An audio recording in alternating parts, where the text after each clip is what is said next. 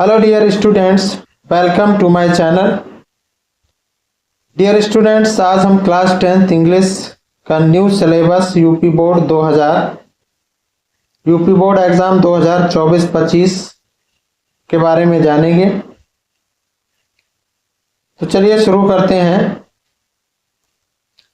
ये सिलेबस है English class 10th का और जिसमें अधिकतम मार्क्स मैक्सिमम मार्क्स हैं 100। There will be one question paper of 70 marks। इसमें एक क्वेश्चन पेपर 70 मार्क्स का होगा। Internal assessment will be for 30 marks और इंटरनल असेसमेंट जो होगा ये 30 मार्क्स का आपको स्कूल से दिए जाएंगे। ये 30 मार्क्स स्कूल से आपको मिलेंगे।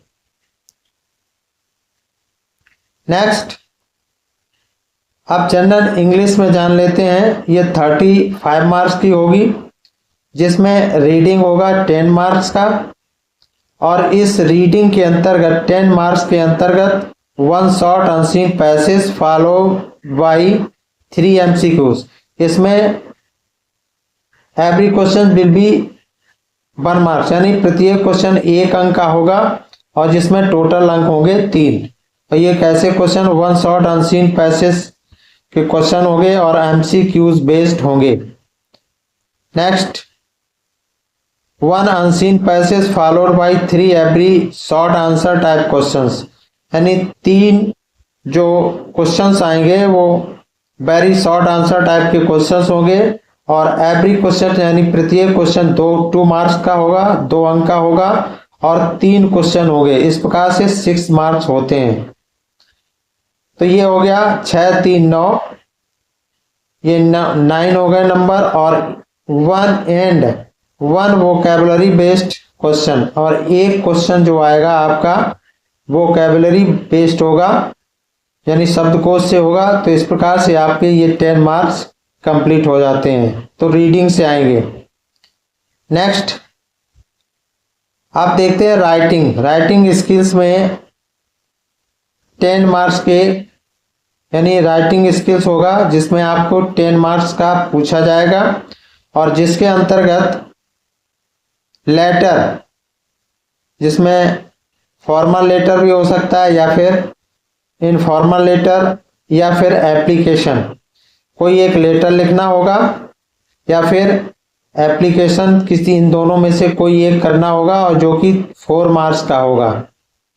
तो इस प्रकार से ये 4 मार्क्स हो गए और ये 10 और 10 आपके हो जाएंगे 20 हो जाएंगे। तो ये 4 मार्क्स किए हो गए। तो ये राइटिंग स्किल्स के 4 मार्क हो गए। नेक्स्ट,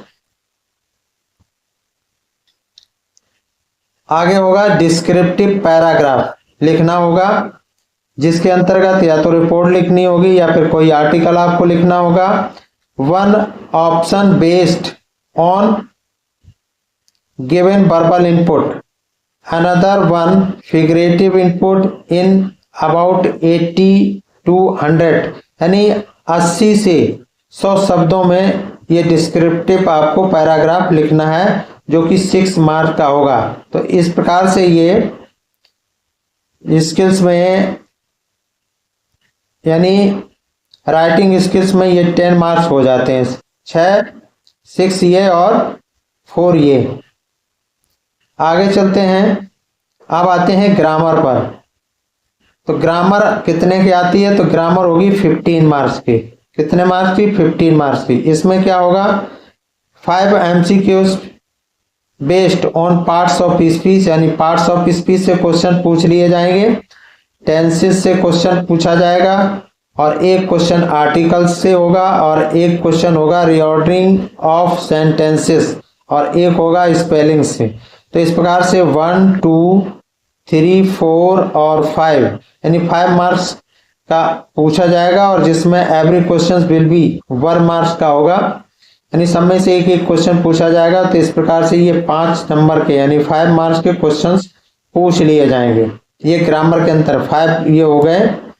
नेक्स्ट है 3 very short answer type questions based on narration voice, यानी एक्टिव वॉइस, पैसिव वॉइस और नरेशन डायरेक्ट इनडायरेक्ट और पंक्चुएशन से।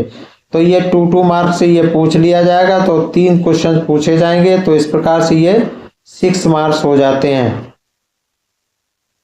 नेक्स्ट है translation of a short passage from Hindi to English 4 sentences, यानी 4 सेंटेंस में एक पैसेज शॉर्ट छोटा सा पैसेज दिया जाएगा जिसकी आपको ट्रांसलेट करनी होगी, यानी हिंदी से इंग्लिश में ट्रांसलेट करनी होगी। तो इस प्रकार से 6 5 11 4 कितने हो गए 15। इस प्रकार से 15 मार्क्स हो गए ये ग्रामर के। नेक्स्ट अब आते हैं लिटरेचर से। इस प्रकार से ये जो है आपके 35 मार्क्स कंप्लीट हो जाते हैं। 35 मार्क्स का हो जाता है ये क्या, जनरल इंग्लिश कंप्लीट हो जाती है।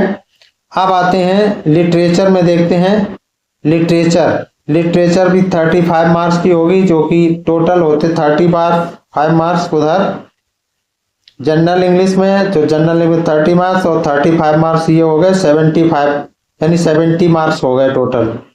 इस 35 मार्क्स में के अंतर्गत फर्स्ट फ्लाइट टेक्स्ट बुक से क्वेश्चन पूछे जाएंगे, जो कि इसमें टेक्स्ट बुक से करीब 23 मार्क्स का आएगा, और जिसमें प्रोज कितने की होगी, तो प्रोज होगी 15 मार्क्स की।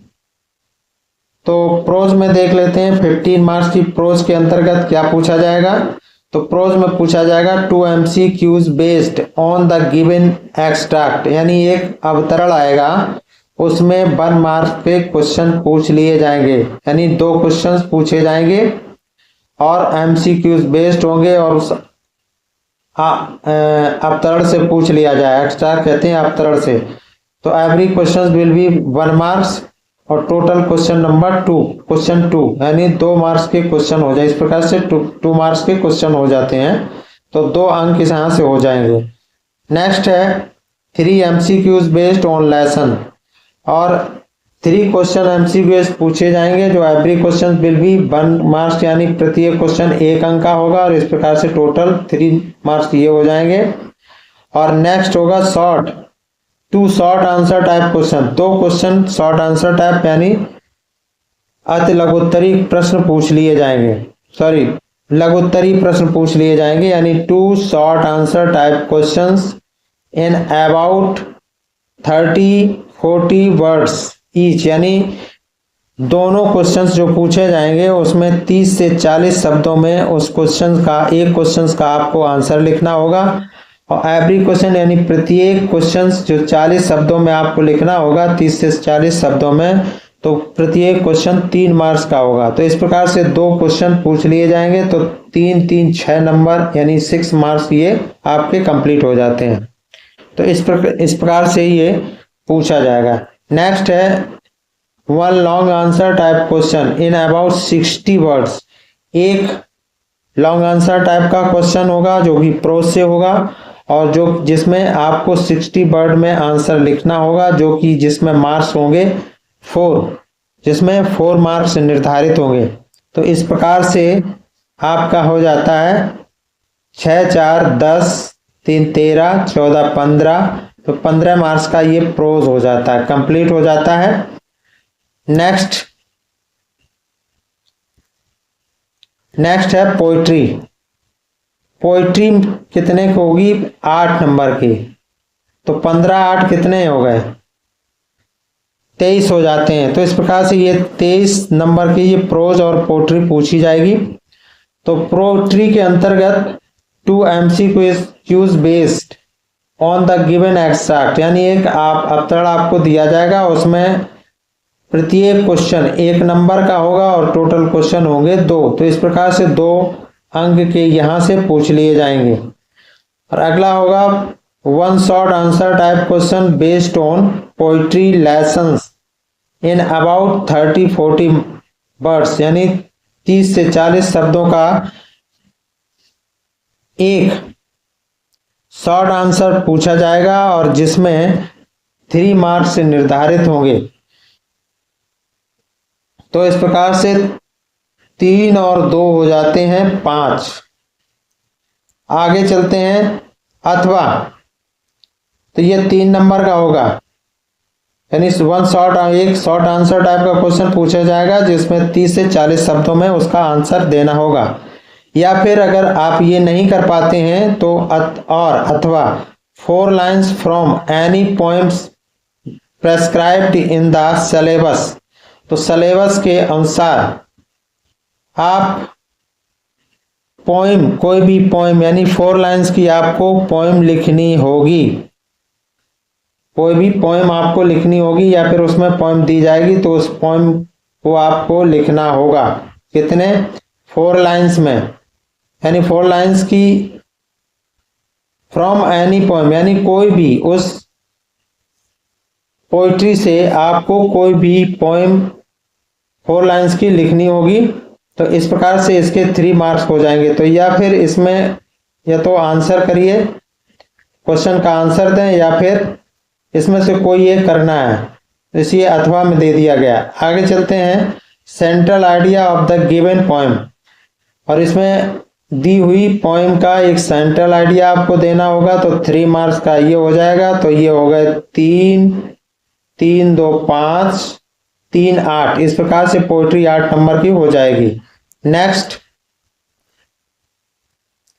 फुटप्रिंट्स विदाउट फीट, जिसके अंतर्गत सप्लीमेंट्री रीडर होगी और सप्लीमेंट्री रीडर से 12 मार्क्स के क्वेश्चंस पूछ लिए जाएंगे, जिसमें 5 MCQs based on prescribed lesson से संबंधित 5 मार्क्स के 5 क्वेश्चंस पूछ लिए जाएंगे और every question will be 1 marks, यानी प्रत्येक क्वेश्चन 1 अंक का होगा। 5 क्वेश्चन पूछे जाएंगे और प्रत्येक क्वेश्चन 1 नंबर का होगा और जिसमें टोटल मार्क्स हो जाएंगे आपके 5।